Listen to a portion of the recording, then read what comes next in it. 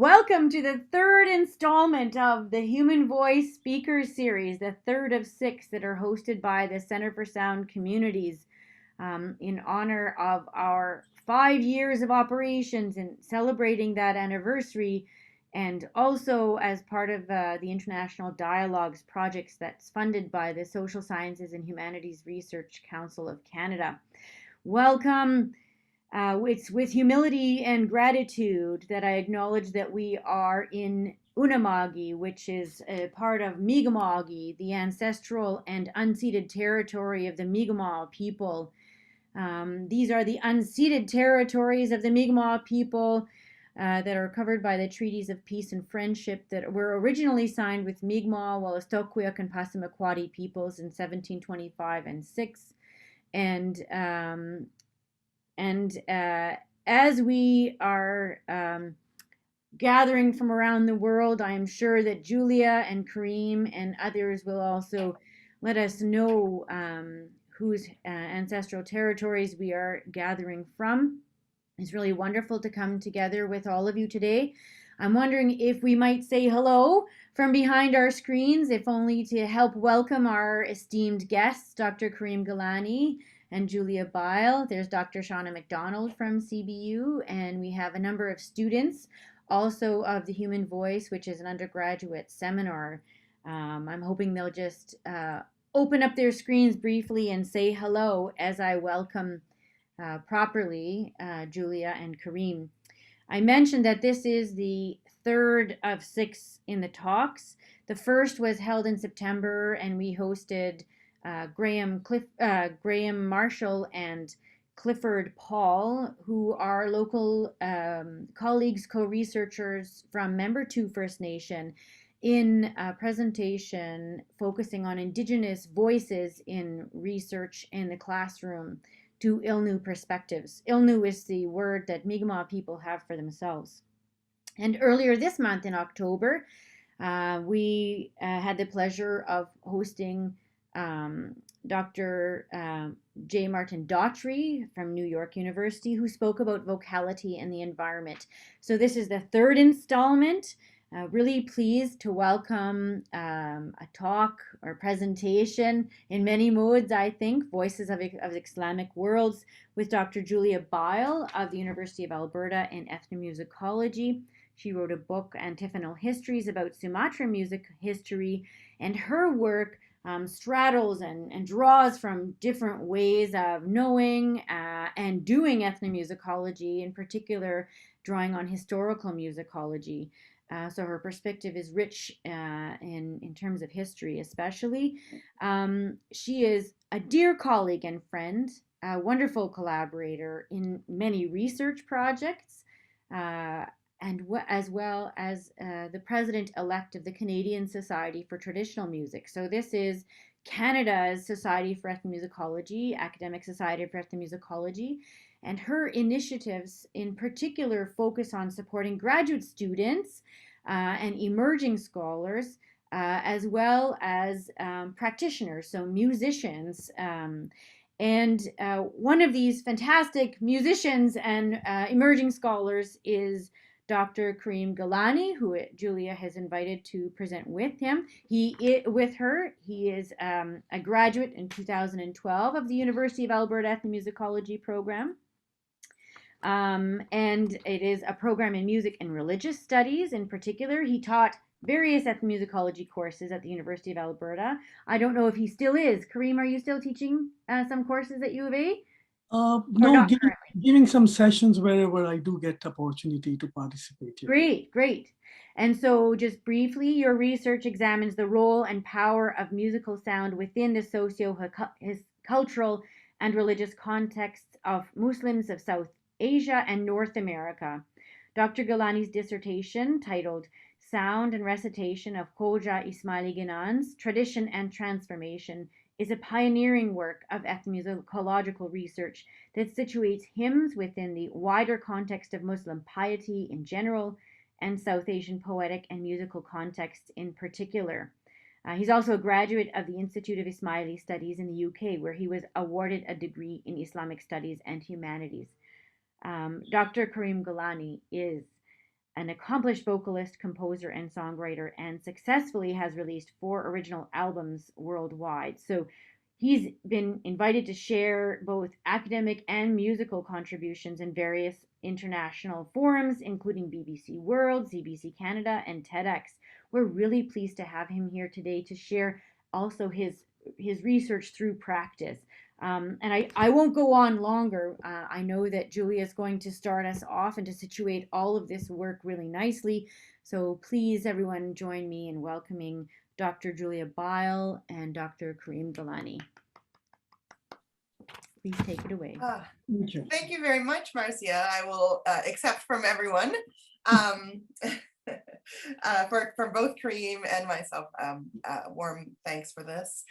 We're coming to you from Treaty 6 territory, and Treaty 6 territory is the traditional ancestral land of the Cree and the Dene, the Blackfoot, the Saulteaux, and the Nakota Sioux, as well as a number of Métis communities, particularly a Papas Chase community as well in Edmonton, which is called Misquechi Waskahikan in Cree. And I'll be happy to say that the person who taught me to say this was my daughter. Because they are learning Indigenous names in educational systems in Edmonton, which has not always been the case. So I am particularly cheered to have the younger generation correcting me when my pronunciation is wrong. We wanted to begin with listening. This is all about listening, right? What's quite funny is that when Karim and I were speaking earlier today, we were muted and we were talking about Islamic voices while muted, which I think is quite funny. But it's also a good idea to mute scholars every once in a while, because we have a way of talking over the musicians. And as Karim, as you'll find out, is a musician and a scholar and draws his scholarly knowledge from his role as a musical practitioner and from Islamic devotion. He's the one that I really want you all to listen to today. So we're going to begin with a piece of music, and then I'll take over a bit and give a little bit of framing, and then we'll move back to Karim. We'll probably have a break. We'll be discussing the article that you read and then kind of rounding it out with more discussion on voice in Islamic devotional contexts. But I want you to listen first to a piece of music that Karim will play right away and then perhaps contextualize afterwards, but not before you've said something. So students, you've heard so far about voices in a number of different ways. We're already, what, a month and a half into class, and I'm hoping that you will engage with whatever it is that you hear. So raise your hand or indicate somehow. I'm not going to make you show your faces, but that you'll be willing to engage with the music that Karim plays for you in a minute. So raise your hand if you're willing to listen and perhaps say something at the end of it. Alicia, thank you so much. Mary, okay. One more person, let's have them on the spot. Who else? The thing about it is that you can listen with open ears and you don't have to be an expert. So we're just wondering what it is that you are hearing. Okay, perfect. So Karim, take it away. I can't wait to hear what you have, because this is not something available on YouTube. This is something that is available from your research. Very excited to hear what you have to play. Thank you very much, Julia. I'm really pleased to be a part of a session today, and with especially Professor Julia and Marcia, some of our senior colleagues whom we always look up to and their work. So I'm really honored to be a part of this series. I wanted all the students to first listen to a Qawwali performance. This is the term which we usually use in the Western context, but literally it doesn't make as much sense when you look at it from the South Asian context. We often use the term sama. Sama is the term which you can also find in a lot of Quranic and religious discourse, which means the religious place of listening and participating in the religious devotion. So this composition I recorded in 2001 when I was doing my field research in the city of Multan, which is the northwestern part of Pakistan. It is also called Madinatul Awliya, a city of the saints, because this city is like incredible. In every 1 kilometer, you would find a tomb of a spiritual Sufi saint. So it's a very holy place. So let's listen to the Qawwali. I really want you to pay attention, or I might forward it at 4 minutes time, where you would see how a devotee is responding to the music. And then, of course, Julia and myself will open up to hear your feedback. What do you think about this particular piece? And what is the social context and how people are reacting while they're listening to the live performance? हजरत बाबा फरीद का कलाम पेश कर रहे हैं हजरत शाहरुख आलम के दरबार के ऊपर।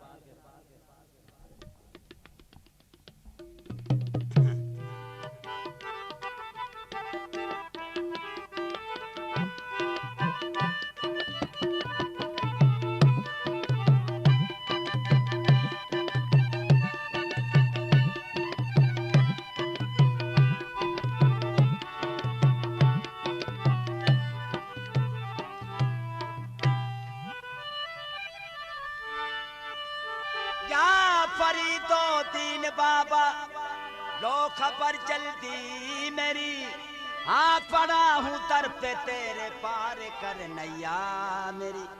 काबा है आशिकों का द्वारा फरीद का, है चिश्तियों को काफी सहारा फरीद का। मंजिल तेरी कठिन है इसे डरा न डर, मंजिल तेरी कठिन है तू हर कदम पे जा फरीद कर, तू हर कदम पे जा फरीद कर।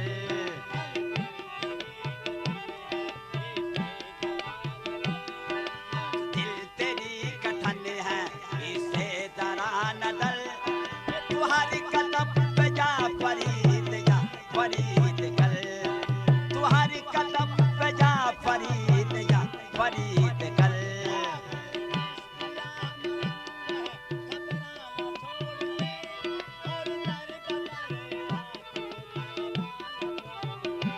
ए तू चिश्तिया मलंग घबराना छोड़ दे, और दर बदर हाथ को फैलाना छोड़ दे।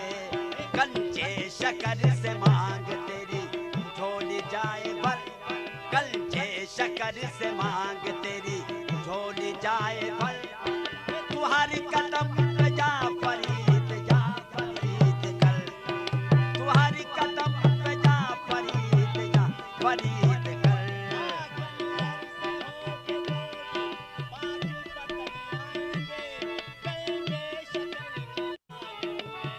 I'll stop here and I'll play the part which I want you to listen to.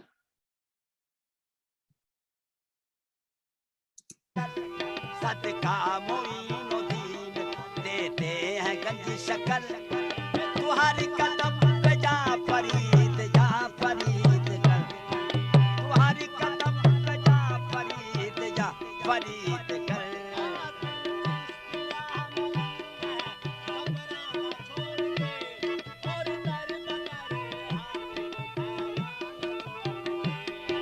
तू चिश्तिया मलंग घबराना छोड़ दे, और दर बदर हाथ को फैलाना छोड़ दे। कंचे शकर से मांग तेरी झोली जाए भर, कंचे शकर से मांग तेरी झोली जाए भर। तू हर कदम पे जा फरीद कर, तू हर कदम पे जा फरीद कर।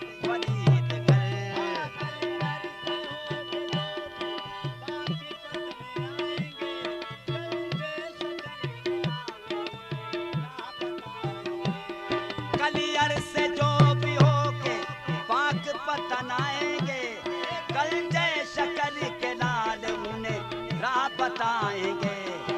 हर एक मुकाम पर है मेरे यार का गुजर, हर एक मुकाम पर है मेरे यार का गुजर। तू हर कदम पे जा फरीद कर, तू हर कदम पे जा फरीद कर।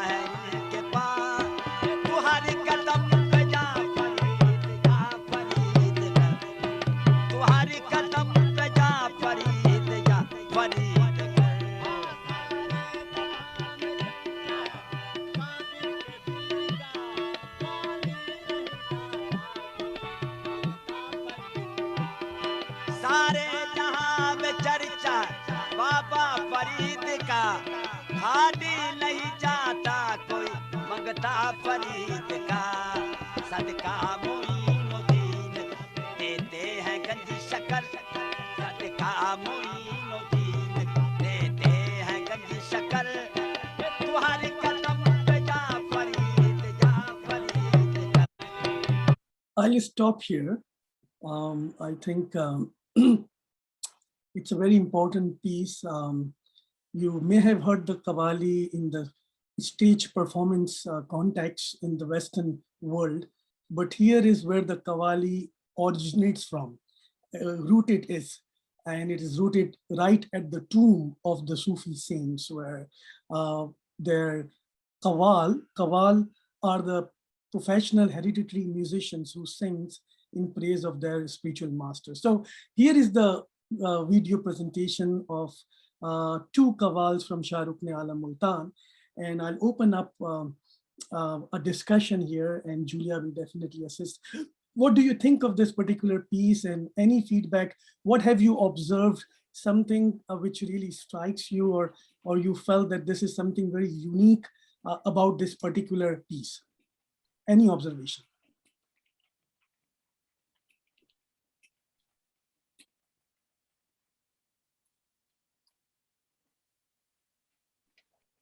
If Yeah, I may. Alicia, go ahead. Hey, Alicia is here. I know. Like I'm a long Alicia. time fan of Dr. Gillani. So nice to see you here, Alicia. It's nice to see you too. And when I heard about this, I just had to be here because I love the, I always learn so much from, I never got to learn about the importance of, or how music can help us to understand kind of like all this, the holistic understanding of what was happening in the context at that time and age. And so I attend these for pure pleasure. But when I listen to this, the first thing is that I felt that, you couldn't help but kind of move along to the tabla. Yes. Right? You couldn't help but move along to the tabla. And I love, I'm reading the translation and I'm seeing this as, as this beautiful story about how one can connect to, the saints. And, and I loved that I loved when you took us to, 4 minutes where we were able to see how devotees are now overcome with emotion, almost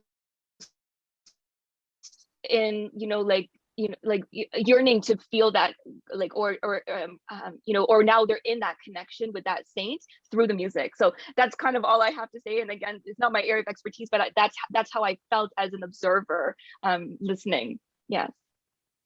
Yeah, excellent. Anything else? Anybody else? Thank you, Alicia. That was really important. Yeah. Mary writes that she notes that some of the reactions were more relaxed or nonchalant, and then some of the reactions were people who are visibly moved. So there's a different way, there are a number of different ways to engage with this as a spectator. Absolutely. Yeah, especially the person who is sitting behind, he's chilling, shut off, having his, it's called niyaz, free langar food, and enjoying. And on the other hand, you see, so I think it is important to give you a little bit context. This was shot at about 9 o'clock in the morning. So this is the time where people go to their work. In Multan is a very hot city. So people start working later. And usually what people do, and some people, when they are discussing this element of devotion, they might consider this as part of the performance or musical contribution. But for many people who every single day in the morning before going to the work, they go to their tombs of a spiritual master to pay kind of humble nazrana or tribute to their spiritual master.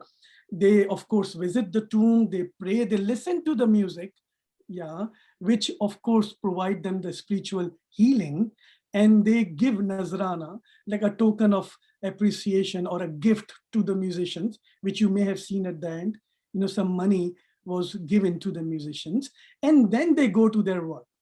So you see, the tomb becomes a part of their holy place of healing.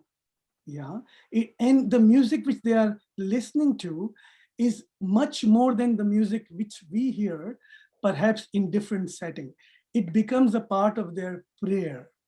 And one more interesting thing, which is very important to share, is that, to just give you the context, in Sufism, there are different silsilas, different schools, and each school is different because of its own different context.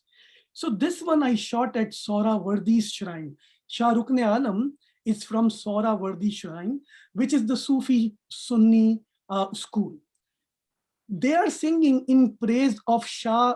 They are singing Chishtiya Sufi, which is Ganje Shakar, completely different school. And many people perhaps would argue why a Sunni Sufi Sohrawardi is praising the Chishtiya school, which according to the theologians are not getting along as much. They are kind of, apart.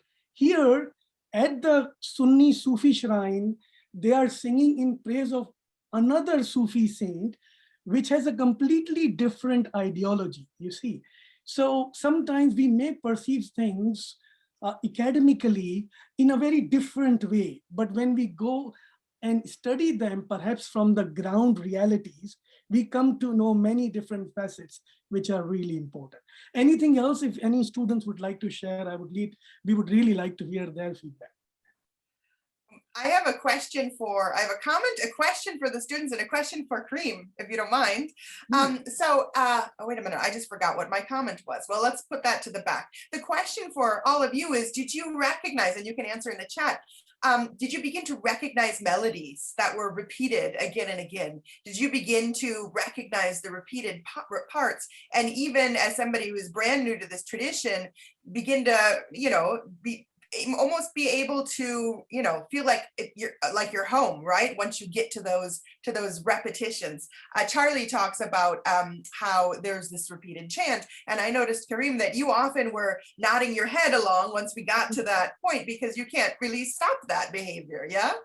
The comment I was going to make is, I'm really glad you brought the context of this as being mourning, because if you go and you look at YouTube, you'll see lots and lots of Qawwali performances, especially in the evening or in the nighttime, when you have a whole bunch of people, and you'll see how everybody engages, vocally with the choruses, with this moment.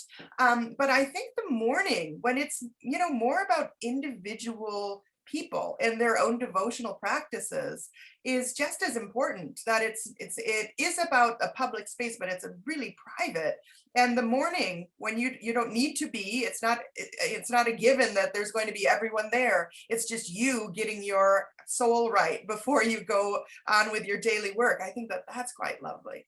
Okay, my last thing I was going to ask so Mary and Skylar, right? We can get that repetition and the simplicity there. I wanted to ask Karim, if you'll speak about the gestures. Actually, the man who is singing, you can see, you caught him mid-gesture with his hand up, and often you see people with their hand to their ear, and the man with his hands, it seemed like it was deliberate, not just, accidental. Can you talk a bit about the ways that people express through their bodies their devotion?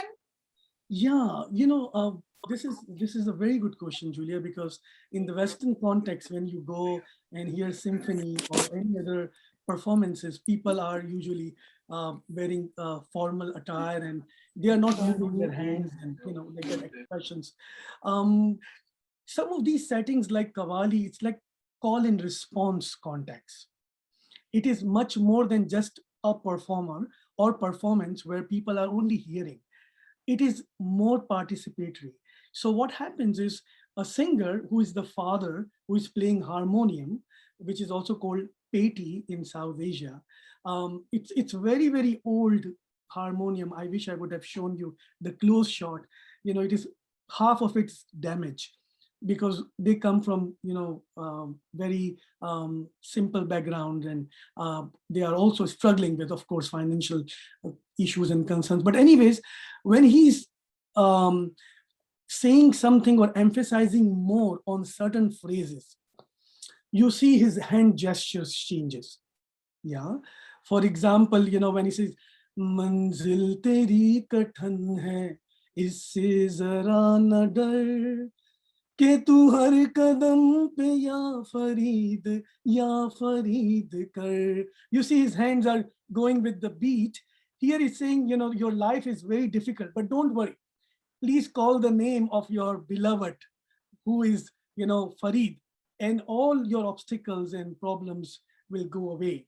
So wherever there are phrases which are important, you would see that he echo and he sentiments more, share more of his emotions through his hand gesture and, like his nodding sometimes and emphasizing on certain phrases and words. All right, thanks students for engaging in that introductory exercise. And Karim, if you want to take out any of my slides and sing instead, I am perfectly fine with that.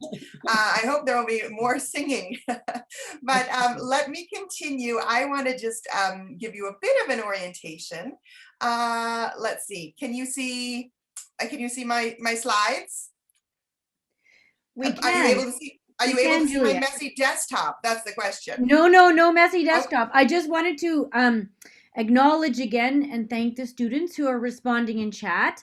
I know, a couple of students mentioned that their speakers are a little bit blippy, and sometimes that's the pardon me, that's the internet. So we have our videos off, but many of us are responding in chat, and that's a really great way to have a dialogue. I know that Julie is watching that, so we're both watching that. So if you wanted to share a comment in chat, please go ahead and do that. Thank you. Yeah, and that's a really great way to kind of bring your thought, if you have it right there. I mean, you don't have to interrupt us to do the chat. So by all means, I just wanted to bring this beautiful picture up. This is from Indonesia, but look at all the different sources of sound that you can see here. You can see a person who very clearly is a member of the Islamic community by the way he's dressed. You can see these birds up on the trees. And if you know anything about Urdu poetry or Indonesian poetry, birds are also known as, major, look, the voice of God through creation. You see a minaret or the mosque, which is traditionally where the voice of Islam is broadcast to the larger community. And you see the speakers. So I was just very tickled when I found that. But I want to talk about a really foundational concept for Islam that really explains why we're talking about and where we are talking about, which is the word ummah. So when we use the word ummah, and Karim, of course, as being a part of the ummah, knows this much more than I am, we're talking about this concept of a community of Islamic believers, wherever they are, whoever they are, and this kind of expansive idea of just this group that encompasses anybody and everybody. Now, as Karim alluded to, you can see divisions within this Sunni, Sufi, Iran, Iraq, but at its foundation, there's this idea that there's this egalitarian idea. Nobody is better than anyone else. Everyone is equally devoted and engaged as a true Islamic believer to their creator. And therefore there's this egalitarian feeling. For instance, one of my favorite things about early Islam is the idea of charity, right? Which some of you may know is one of the pillars Islam. But the idea that if people are responsible to make sure that the people a number of houses to the right and a number of houses to the left of them are okay, are whole, are getting enough to eat, well, then that makes the whole community whole, right? So that larger, generous, egalitarian idea. But what I want to point out is that gender, geography, race, ethnicity, at its kind of most optimistic, don't matter here, only belief. And so we are talking about Islam not only from Egypt or Cairo or Saudi Arabia, but our first example was from Pakistan. And our next example is going to be from Southeast Asia. And so the word ummah in Arabic, when you go to Indonesia, which is where I work and teach, it becomes umat. You can hear the same word, but spoken in a different language, with still the understanding that if you're part of the umat, you're not just part of the community of Islamic believers in your city or in your island of Sumatra or in Indonesia, but all around the world. And so I wanted to just make sure that we're all aware of how large the Islamic world is. This is a map from 2015 with kind of population of Muslims, but of course there are Muslim mosques and communities everywhere. Check them out, especially in Canada. They may be hiding in plain sight because we do not have a tradition of public Islam in the public space here as we do, for instance, for churches. But if you want to have an idea, just look to see where the mosques in your neighborhood are, because they are there and there's an ummah that supports them. Indonesia is the largest Muslim country in the world, which may surprise a lot of you because it seems so far away from the center of where we think of the cradle of Islam, right? And yet it is true. And so what I wanted to show here was a couple of examples of how the Islamic voice transforms worldwide. We're kind of giving you musical examples that we can engage with now. And then after the break, Karim especially will get into some of the underpinnings from his perspective, and I'll lead you a bit through the reading that you did so kindly for me. But I want to bring to you this group called Raihan, which is a group of Indonesians who are singing a song that is in the same Qawwali tradition that Karim brought to you. Okay, so this is actually quite remarkable because what you're going to hear, and you may not know it unless you know Urdu. I know Malay or Indonesian. Karim knows Urdu, so we'll be able to understand these parts. But the point is, these are Indonesians who do not speak Urdu normally, and yet recognize Urdu, not Arabic, as the language of Qawwal, and are singing it in Urdu and then translating it into Indonesian, right? So this has a little bit of a preview of the importance of text and words in the Islamic faith, specifically when heard as the ways in which Allah or God is revealed to humans through the word and through the hearing of the word. But let's listen to it first. And then I have a couple of other examples for this. So let's see here. I'm going to switch to, just a moment, if you don't mind. I'm gonna reshare my my clips, which are almost always on YouTube.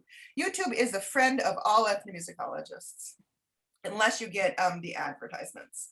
So here's this example, and because oh yeah, I wanted to maybe halfway through I'll go to the words. Well, actually, sorry, I do want you to hear the words in the middle. So let's see if I can share the desktop, which means you'll have to see my horribly messy desktop, but that's all right. So, can you hear the music well? Yeah.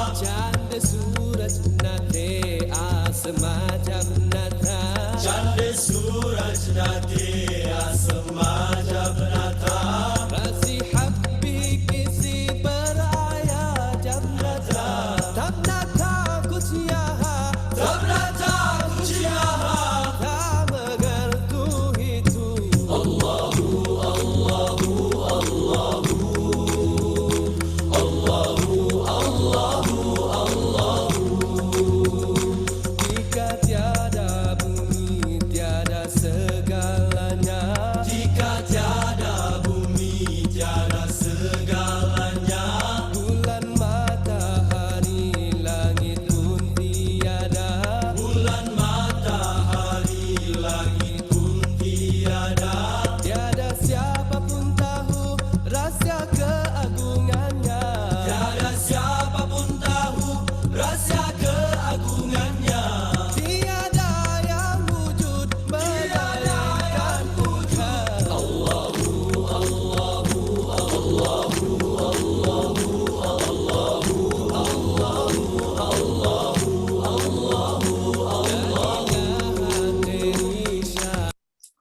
So I'll stop that right now. We'll get back to it. But a couple of things that I want you to notice, and go ahead and put things in the chat, what you're hearing, what you think, and I'll talk about what I'm hearing.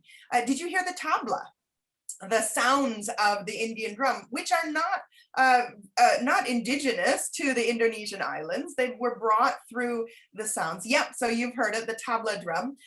You could hear the call and response actually layered in an interesting way because they're engaging with the studio. But maybe some of you heard harmony. It was very kind of subtle, and harmony is not part of the original Qawwali tradition. This is a tradition that is a pop song, and so the harmony, which is part of kind of the pop universe, gets kind of tucked in a way to kind of add depth, and yet it does not leave the participatory call and response, the ways in which people can clap, even if they don't know the words, all of these entry points for devoted people to kind of engage with this, including multiple words. The other thing that I wanted you to notice is, well, Karim, did this look like Pakistan? Yeah, it was nice to hear Urdu in a different accent. I love the rendition. You know, they kept it the same musical meters, and they kept the melody the way it is. So I think it was an amazing, way of more synthetic sound than perhaps acoustic, but I liked it. Very good. Skylar, you're absolutely right. Boy band, you're getting boy band vibes. And of course, that's one way to engage with the audience. There are definitely boy bands in Indonesia. And there, you could even, I mean, look, in Malaysia particularly, I think there's like competitions to be the mosque's next imam, like, like young imam, right? Young mosque leader on television, like a reality show. So that movement between popular and devotional, which Karim will talk about with the context of Bollywood, is very much there. And what I will say is, did you see the boats and the movements? This is very Malay and Indonesian, with the idea that, of course, Islam came through this area through the sea routes from the Middle East, and it also came through, people on those boats. And so it's very good to kind of see them at the coast, because the coast is where Islam moved into Indonesia, and it makes sense. And actually have the choreography of people actually speaking to each other. The call and response is kind of something that's happening as they're mending their nets, which again, yes, exactly, Mary, which, and it's always nice to see fishing nets in a maritime island, which isn't so different from you all, I suppose. It's the egalitarian element, right? That you do not need to be highly educated. You can be a fisherman and a devotee at the same time. Now, I want to bring up a couple other things. And so it's very clear here how it is that this musical transmission happened. In this case, it was through YouTube, through people hearing Qawwali music. But the fact that they're all on boats shows again how, you'll have specific instruments coming from the Middle East, and this happened over centuries, where they're played in Sumatra. So you have this clear transmission of, musical ensembles, musical genres. But I also want to bring up something about the voice, the peculiar sound of the Islamic voice, because it's recognizable if you learn to listen to it in a number of different places. And I want to have a conversation about that, especially when we talk about the reading, about the call to prayer as being one place where the sound of the voice, and I say voice rather than music for reasons we'll talk about later, is absolutely part of the sonic presence of being in an Islamic country. And as a result, even in places where the subject matter is not devotional, but popular, even in places where the tradition is Christianity, not Islam, you can hear elements of the sound of the voice. So I want to get you into a couple of musical examples. We're just going to go pretty rapidly through them, but I want to see if you can hear the sound of what I call the Islamic voice, and can recognize the ways in which the voice, even if we're not talking about instruments and people and musical transmissions and people imitating songs, that voice becomes kind of something that moves, okay? So this is the example of the Islamic call to prayer. It's a very beautiful version done by Idris Aslami. He's speaking, he is reciting in Arabic, and he's doing this in a beautiful national park in Australia, which goes to show kind of the idea that you are communing with Allah and his creation, right, through these words. Normally, the call to prayer is done to call individuals to prayer. It's done in the city space so that people practically move their bodies into the mosque. In this case, it's more of a statement of belief, almost, a credo, which again, the Islamic call to prayer is the recitation of the most important beliefs. It's the credo, the creed, but it's done in sound. So let's have a listen. I want you to hear how the voice moves through ornaments. How it is not just one straight tone, but it moves up and down. And the way in which it does this makes the sound of the words easier to hear rather than harder to hear, which is often the case with a pop song, right?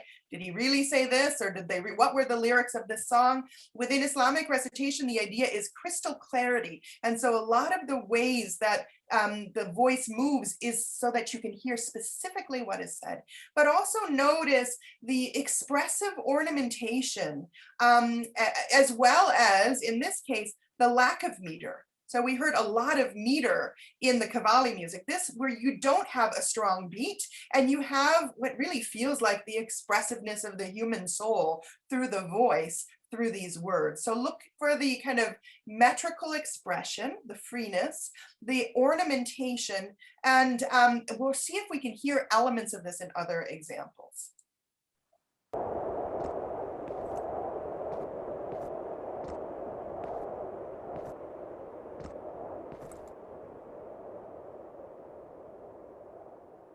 Allahu Akbar, Allahu Akbar, Allahu Akbar, Allahu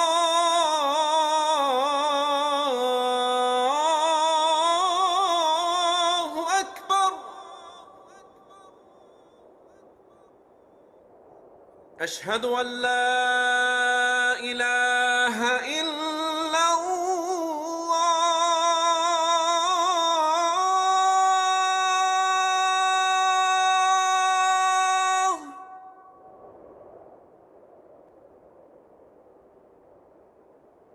أشهد أن لا إله إلا الله.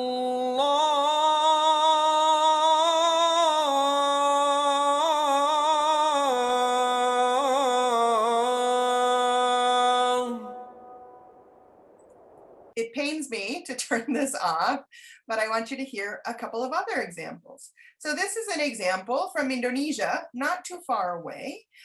This is a pop song, and it's not about Islam at all. It is about the hereditary king of this particular island and how wonderful it is to hear the song that is sung in his court, okay? So here it is, and you can hear from the introduction, it's a pop song, but listen to the way that she sings. You can hear some of the similar vocal expression, ornamentation, as well as, I mean, look, things I could never ever do, but Karim can. Learned vocal techniques. Let's see if we can hear the similarity.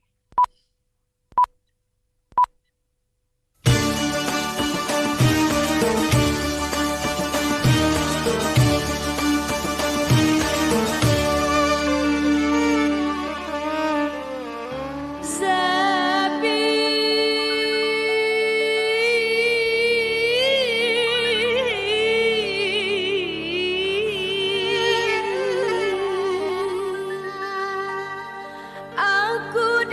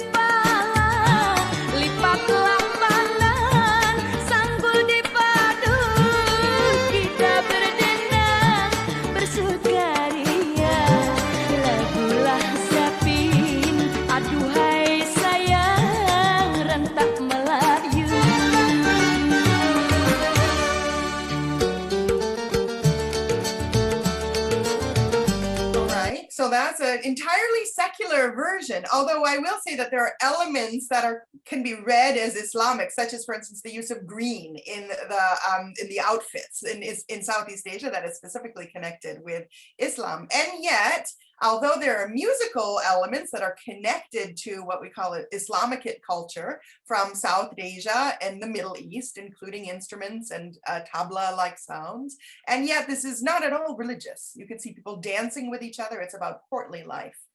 So my last example comes from Seville in Spain, and it comes from what is called saita singing. Saita means arrow, and this is a tradition of singing sung by Gitano people, Roma people. The offensive older English word would be gypsy, but we use Gitano in Spanish and Roma if we're talking about the group generally. In southern Spain, where saita singers use the sounds of the flamenco song to basically embody the sorrow of either Jesus these are the weeks that are the days that are leading up to Easter, which celebrates the rising of which Christians are commemorating the sorrow and the betrayal and the sadness of the death of Jesus. And so you'll have saita singers who are singing about the feelings of Mary, the feelings of Jesus as being left behind. And they are doing it in a curiously way that sounds quite a lot like what we heard before. So let's listen.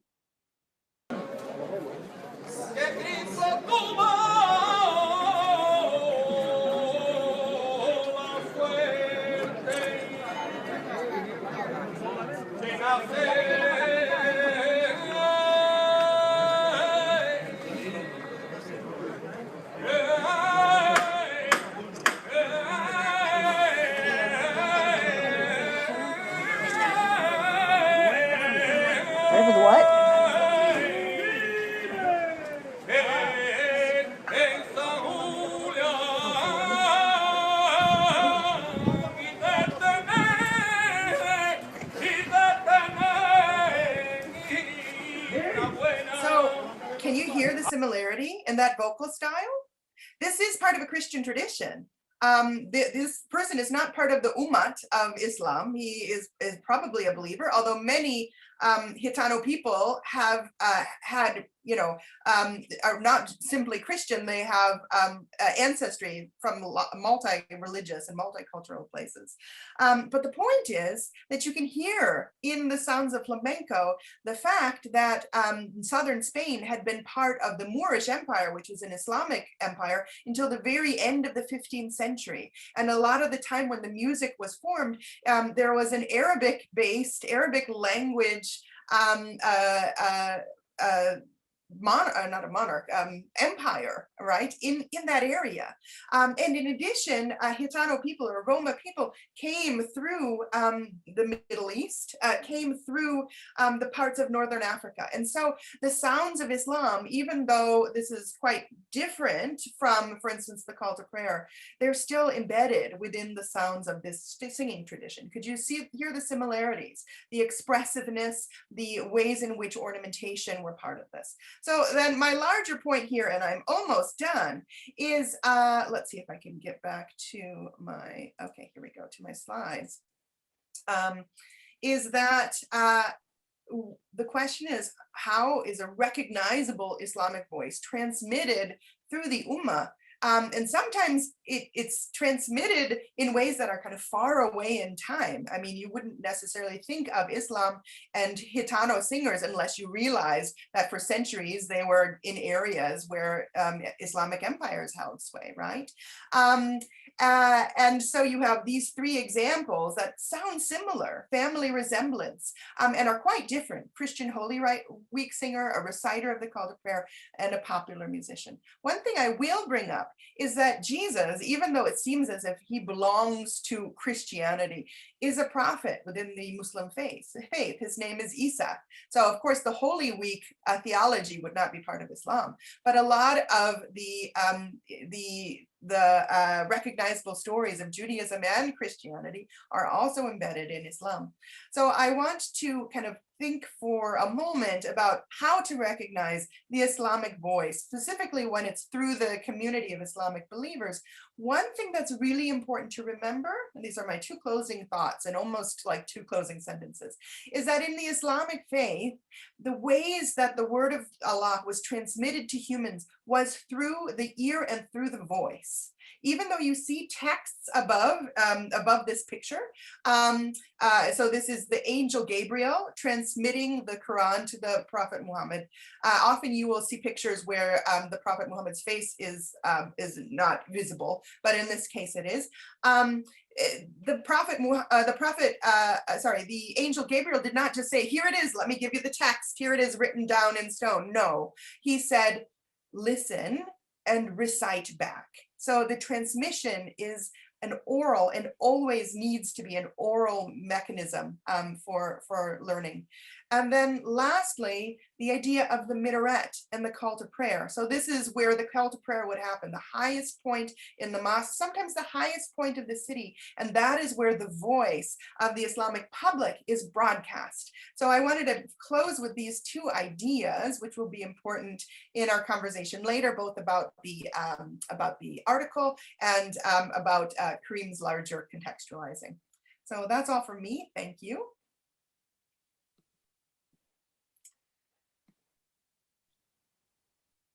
And I'm looking at the chat.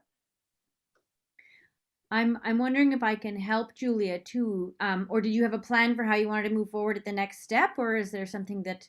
Well, I had thought that we were going to go on break after the first hour, but we could do questions and answers or engagements. I wonder if that might be okay about questions and answers. There's some really interesting observations or listenings in the chat that we might discuss. And also in this next half hour yet, when we schedule the public talks, it's kind of like an hour and a half is the public section. And I noticed that we do have some other folks here. Alicia already gave us a comment, for instance, but there are others who've joined us who might also have some observations or questions. And might that be a good time now to take them? By all means, and Karim? Absolutely. Okay, great. Would you like me to moderate or Absolutely, would you like to? sure. Okay, just to say that, I kind of wanted to be giving some observations as we were listening, as you took us through those examples really nicely. We can go back. Would you like to go back? Did anyone want to go back to any of those examples in particular? Should we talk through them? As you were saying, Skylar observed this kind of boy band stuff, right, from the much earlier example. And people were hearing the harmonies and the drum examples earlier on. And then you asked us to listen for metrical expressions and ornamentation in the call to prayer from the top of the mountain video. Is that correct?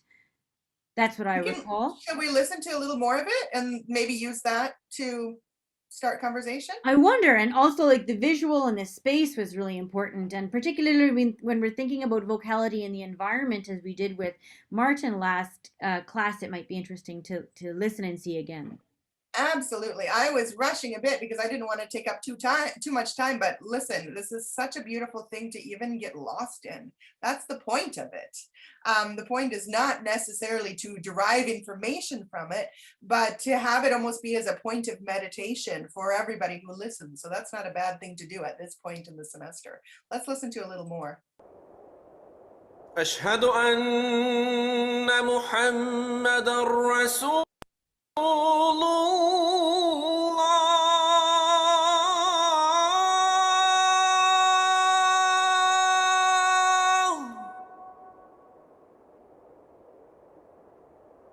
أشهد أن محمد رسول الله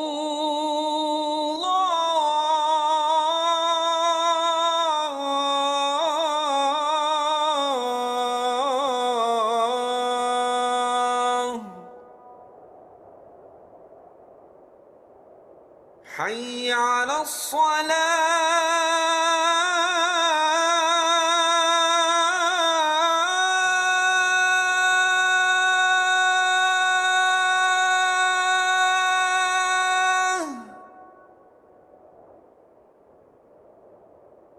حي على الصلاة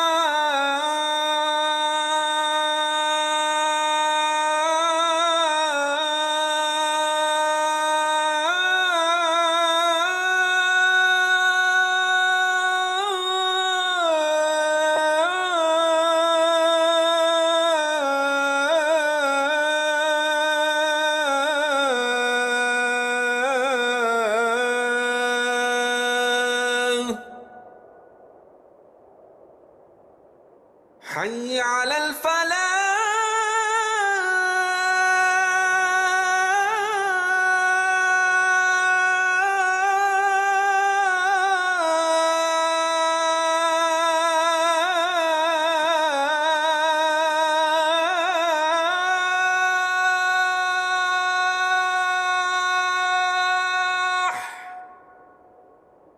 حي على الفلاح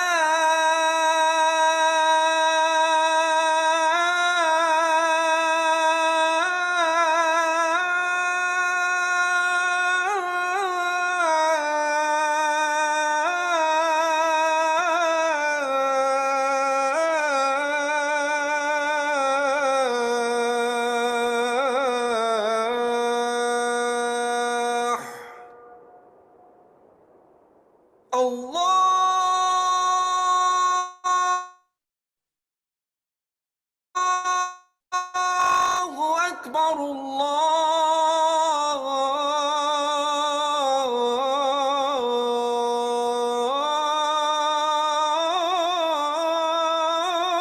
الله أكبر لا إله إلا الله.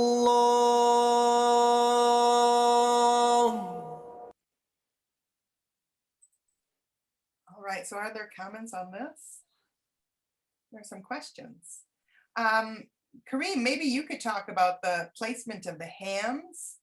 And I'll talk about the vibrato and the ornamentation, maybe. Yeah, wonderful example. I loved Idris' voice, very powerful and very moving. And I also like, the oldest instrument on earth is human voice, which Prophet Muhammad, peace be upon him, chose instead of bell to ask people to join in, which is a part of Christian traditions. Or in earlier tradition, they were using drums to call people to come in. The expression was that there is a lot of bloodshed when you use the skins of drums and other things. And Bilal Habshi, who was the companion, African, Black African companion of Prophet, was the first person who gave the adhan, the call to prayer. So azan is not only, of course, the reflection of the Muslim faith, but also give, and also share the powerful message of equality among Muslims that, as you mentioned about ummah or ummat, that doesn't matter where you come from, we are all one. And the symbol of that was the Bilal Habshi, African Arab who recited the first call to prayer. So why people put hands in their ear? So usually, nowadays people project their voice through microphone. In earlier times, there were no microphones. And even there are mosques where there are minarat and different, it's called tomb on top of the mosque, which projects the echo, the voice. Even in many parts of the world, when they want to hear themselves well, what they do, because we have this stereo system built in ours, so they just close one ear to hear their voice projection properly. And these were some of the techniques in ancient time to project their voice louder without microphone. So people still carry that idea, because in many parts of the world, one can see that microphones are not being used. Yeah.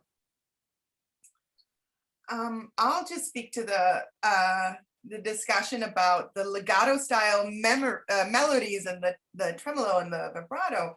So one thing that you'll notice is that the thing that everybody can hear is Allahu Akbar, right? Which the word is, God is great, right? So one really interesting thing about the call to prayer is that this is the statement of faith for Islam. I mean, if you think of a lot of churches or religious traditions, there's a requirement of religious learning before you become accepted, right? So for instance, imagine going to confirmation classes if you're a Catholic or a Protestant, for instance. But within Islam, even though teaching is important, the only thing you need to do in order to be accepted as a Muslim is to say with belief the very things that are part of the call to prayer. The God is great. I believe in, there's no God who is greater than God. Muhammad is his prophet. It's called the ashadu, right? And that is all you need to say. And once you've said it with belief, then suddenly you are a Muslim. And so what you're hearing is this really obstacle-less way into the tradition through the ears. And so one thing that you can notice with the call to prayer that we heard is you heard the Allahu Akbar very clear with short phrases at the beginning and at the end. But the places where there's the legato and the movement without words almost is in the middle, where you have more liberty to express with the kind of fundamental things already out there and framing the whole thing. And one thing that I wanted to bring up and keep things going in the chat was the physicality of the voice. I don't know if you noticed. Oh, Marcia, you're nodding your head. Do you want to say something about this? The breath control was remarkable. But if you think about how long a phrase can be or should be, it's pretty much limited by the ability of the reciter, the ability and the length of their breath, because the breath you're not going to stop in the middle of a sentence and then breathe and continue. Instead, it is like the natural world of the human production of the voice. So the ability to do the legato and the ornamentation is all based on how much vocal control and breath control that one individual has. And so what was really remarkable about this reciter is not simply the ornamentation and the power of his voice, but the ways in which he can expand his breath so that he can bring them all out in this kind of utterance. And remember that the word inspiration, respiration, inspiration is based on the idea of breathing. And so I like this idea. Marcia, go ahead. Yeah, I'm sorry. I didn't mean to shy away from being called on. No, So no. I want to make sure that I did respond, but I didn't want to interrupt you. That was brilliant what you said. And you know that I am a cantor in a Byzantine tradition, another Eastern tradition that also values the voice as prayer differently than instrument, for example, right? So in the tradition that I grew up in, and I'm a practicing cantor in, instruments are not part of what happens in church, according to tradition. It's the voice. And we might say singing in English, even in Ukrainian, but actually that's not the proper way of acknowledging what's happening. It's an intoning. And I mean, I'm not a specialist in Islamic musics, but I think maybe Karim could speak to, what we call this, what we're doing when it's called to prayer. Thank you very much, Marcia. I have prepared a slide for it. So maybe, I think it will be good, as Julia mentioned, we can open up for a discussion a little bit here, but after a break, I would like to really touch upon some of the critical misconceptions around the music and musical practices within the Islam. So we would understand where they are coming from and why the terms such as music becomes more problematic when we are discussing within the Islamic context. That's great. So we can come back to that for sure. If I may then just touch upon one other thing in that video. And again, just as I'm thinking, as a series with the students, speaking about voice in context of environment and human and other than human beings. And, one thing that struck me about that video, for example, was the greenness of it. And you spoke about the color green in South Asian context. So I'm not sure if that's relevant here. but also just, I wanted to just kind of touch upon, and maybe we'll come back to this, that, the idea of, the human body is something different than a musical instrument. So we'll come back to that. But I didn't know if there was anything more you might say about that particular environment in that video. Oh, well, here's my particular environment, which is my other human body in the house, which is my son. Okay, off you go, human body. We're all families in our own little environments, aren't we? Did you hear anything besides the human voice in that video? I don't know if any of you are video editors or YouTube video makers or anything like that. Did you hear anything else? I don't know if you heard it, but there's a sound. There's a sound of the wind.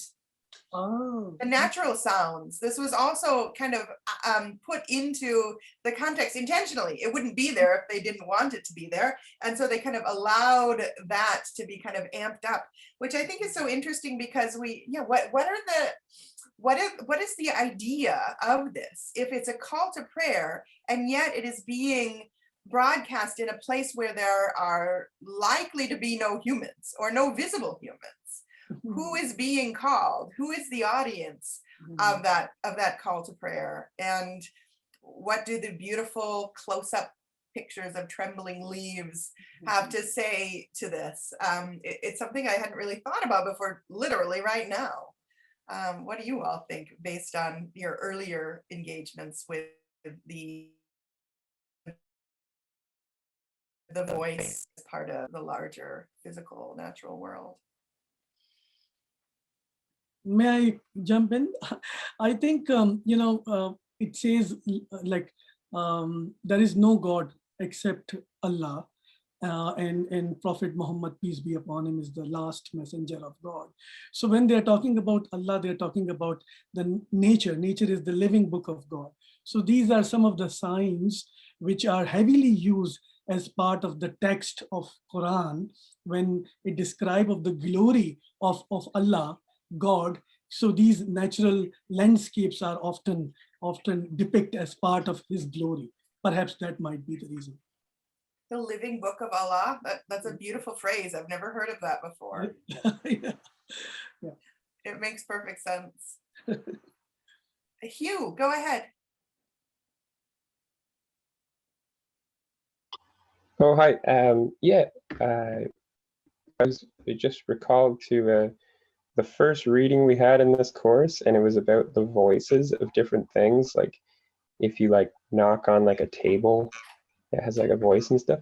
And then I was thinking about like call and response, and there was like the pause and then like the wind and stuff. So I don't know if that like plays into it. That's really interesting. Good observation. Yeah. That's a good observation. It also speaks again to the fact that, Islam, within the idea of Islam, is a universal religion, just like the Catholic Church. The word Catholic, right, means universal, all embracing, for people within who are kind of in that path. And so the idea of the world obviously being part of this larger ummat is an interesting way to think of it. If we have a little bit of time left, would you like to look a little bit more closely at the Saita singing tradition, which again is not part of the Islamic world necessarily, because it's part of a Christian Holy Week tradition. And yet the Gitano individuals who historically have sung Saita songs were not necessarily part of the church. During the time of the Moorish Empire in Spain, in Andalusia specifically, Al-Andalus, if you're looking in Arabic, they were often Muslims or kind of were under the radar. And when Spain became part of a Christian totality again, which is the Reconquista during the time period of Isabel and Ferdinand, who you may know of because of Christopher Columbus. Well, that was when all of Spain was reconquered. And so Gitano people who originally came from northern India, actually, and had perhaps converted to Islam, they went under the radar as did, by the way, Jewish people who are also part of this period of flourishing in the Andalusian Empire in Spain. They went under the radar. Some of them converted to Christianity, but kept their own beliefs.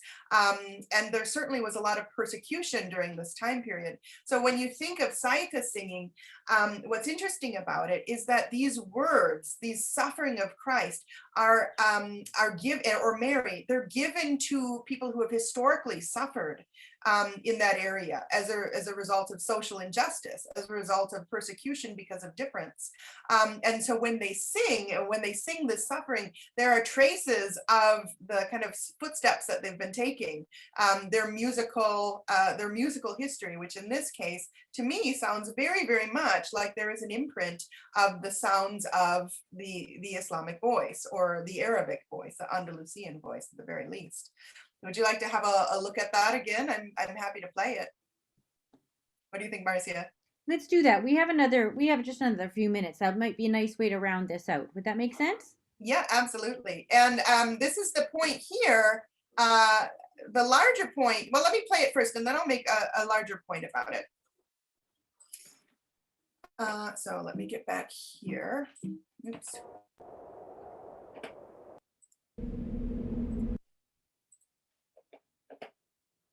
I'm with them.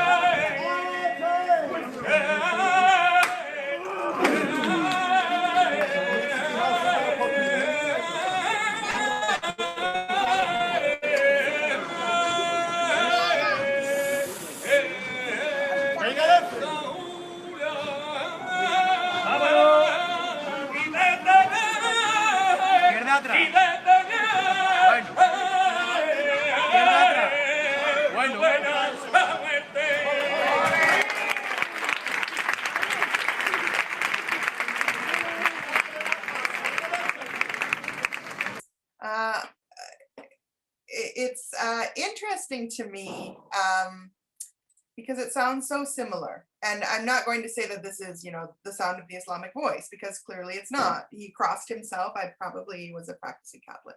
And yet the dividing lines between Islam and Christianity are not as strict as we think they are. In fact, it's the non-recognition of the similarities between these traditions has been a source of a lot of violence and misunderstanding that our mutual ability to kind of be affected by that voice can help us to erase, right? And one thing that I've always appreciated about Islam as a non-believer in large Muslim countries is that there was not a restriction for me to listen to this recitation. There was not a restriction for me to engage in conversation with devoted Muslims and to come up with ways of understanding each other and mutual listening practices. In fact, you might have heard at the end of that Saita singing, there was the call and response, there was the engagement and the clapping that we heard from the Qawwali tradition. Now, is there an absolute transmission? No, there's not. But you can see a similar way of devoted people engaging with their whole bodies and spirits in a tradition that is absolutely important and brought to them through the voice and through the texts. Anyone have anything on that?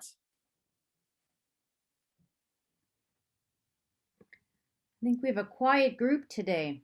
I did want to ask you both one other thing, if I may. It's just as a last question, before a break. It's a very powerful thing to have you both here present. I really thank you for your time. But it was a decision, right? That we had to bring two people in to speak about these different voices from different parts of the world. And I'm wondering if you might both comment on that, this dialogue that's happening here between voices in this space, between the two of you, to talk about these issues that are really so, clearly mean so much to both of you in different ways. Yeah. Karim, go ahead, please. Oh, You're muted. Yeah, first of all, I think I really appreciated the starting point of Julia, where she said Indonesia has the largest Muslim population in the world. And second largest is Pakistan. Third largest is India. You see, when people are thinking about Islam, the kind of colonization perhaps we may have in our head is that Islam belonged to Middle East.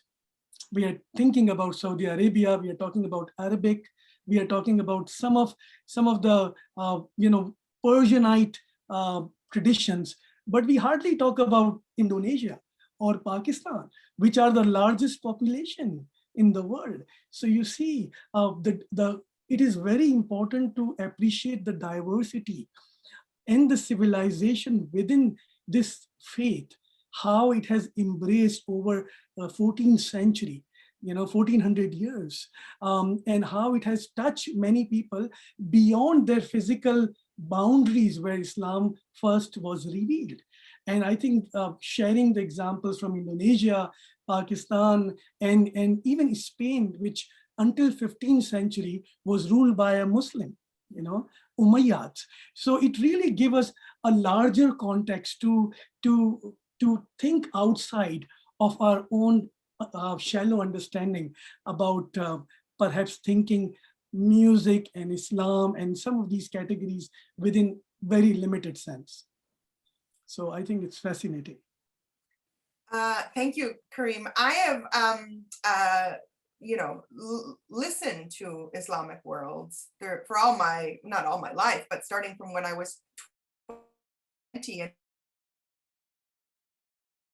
So when Marcia talked about this, I had taught a class on the Islamic voice in another institution. But I did it because there was nobody else teaching it, and I wanted somebody to engage with students in this way. However, here we have Karim, who not only listens to the Islamic voice, but actually has an Islamic voice.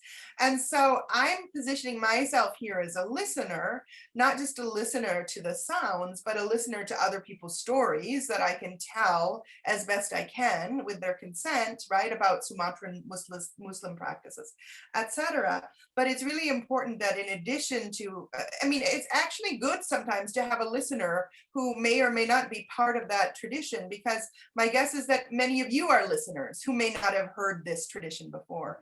And so modeling of respectful, engaged listening is important. And as a non-practitioner, as a non-Muslim, I can model respectful listening practices. But it's really important that I do this in dialogue with the voice of a Muslim scholar, if possible. And luckily, at the University of Alberta, we have we had Karim, who was a scholar here from the very first days of my being here. And so that's why the collaboration of listener and vocalist is quite good in this situation. And now my little daughter is coming in the door. Thank you both. And for your very thoughtful comments that really helped to round out this session. Thinking about diversity of voices in these spaces. From the first of our guests, welcoming Graham and Clifford, who collaborate in scholarship with us at Cape Breton University, and then are also present in this classroom, speaking for themselves from their own perspectives, but also the idea of listening. This has been core to how we're thinking about voice this semester in the class. And the idea of air and inspiration has come up time and time again. And in the research project proposals that I'm receiving as students are beginning to work toward their final papers, this idea of agency, who has voice, who is welcome to speak, who is listened to. So I'm really very grateful. I know all of the students are really grateful for what you've shared with us today, the time you've shared with us. I know we're going to take a break right away and come back to this space. And I'm going to suggest that we just remain in Zoom afterwards. So I'll just close my my video, if that's okay, and then I think we'll give your daughter a bit of her mother's time for a few minutes, Julia, and give Karim a moment to breathe as well. And shall we start again at 1:45? I think it's quarter Yes, and- after if you're in Newfoundland, but we're not there. And we have till 12:30 our time. Is that right? So we are right now at 12:30 Alberta time and at 2:30 Atlantic. No, we are at, sorry, let's go back. Yeah, so we're at 2:30 Atlantic and we're at 11:30 your time, but you're right, we'll have till 3:30 Atlantic or 12:30 your time. Is that going to give us enough time to go through what we planned? Yeah, what I think I probably will do when we come back is just talk, allow students to talk about what they found interesting in the article when we come back. And once we're done kind of talking about the article, probably that'll be guided by how much you want to talk about it. So we can do it as little as 10 minutes. The main point is that you've read it, and then we can kind of like initiate it in class, but then Karim kind of can have the rest of the time. Does that sound good? And that's Lee Tong Soon's article, Technology in the Production of Islamic Space, The Call to Prayer in Singapore, that was published in 1990 in the journal Ethnomusicology. So that's if someone wants to read along with the series, that's what we've been reading in preparation for today. And of course, we got to watch and listen to Karim's wonderful videos. So great. Okay, so shall we break and then start again at 1:45? And I'll just pop a note in the other section for the students to make sure they join us. Thank you both. This is me giving you a hand in thanks. I know Julia's got to go, but we'll gather again in 15 minutes.